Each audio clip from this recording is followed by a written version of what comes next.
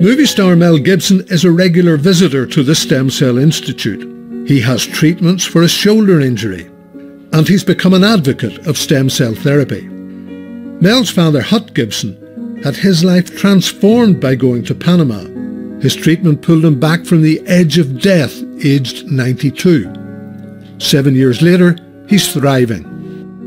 Well, he was pretty old.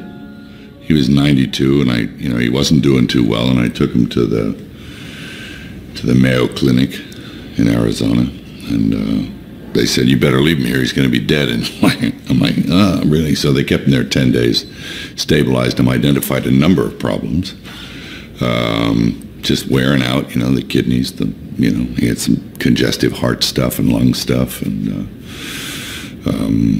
various other things. His hip was, hurting. He was not ambulatory, and he was in a lot of pain and pretty listless and sick.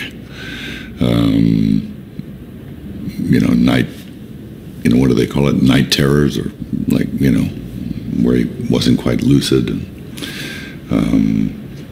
But all this stuff was draining his energy and affecting his mind, and it was the full kind of old indignity, the 92 years of age. So I figured, if he could just get his hip under him and get moving again. And they said, well, you shouldn't really, he's pretty old to be doing an operation like that. The recovery it'll take so much for him to recover. He'll probably, that might take him out. I'm like, well, we can't do that. And then my brother said, look, why don't you try, I got this website of this like adult stem cell thing.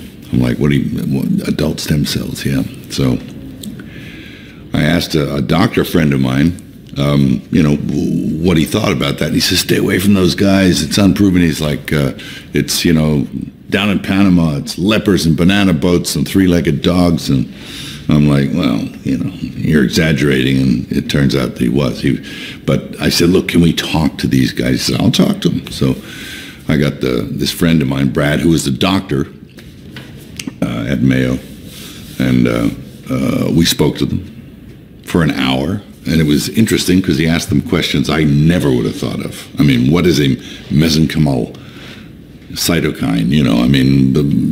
Out of sight, out of kind. I don't know from nothing. So he's talking, and then I asked him to translate all this, and he translates it in a pretty good way. He puts it into the sort of vernacular for me, and we're talking about it back and forth. And he says, let's call him again. And we talked to him for another hour. And we talked to Neil Reardon and Jorge. And they both talked to us on the phone, and afterwards the guy said, it doesn't sound crazy. I mean, he says it sounds kind of amazing. And he says, look at your dad. What do you got to lose? So I put him on a plane and got him down here. And, we shot him in the hip.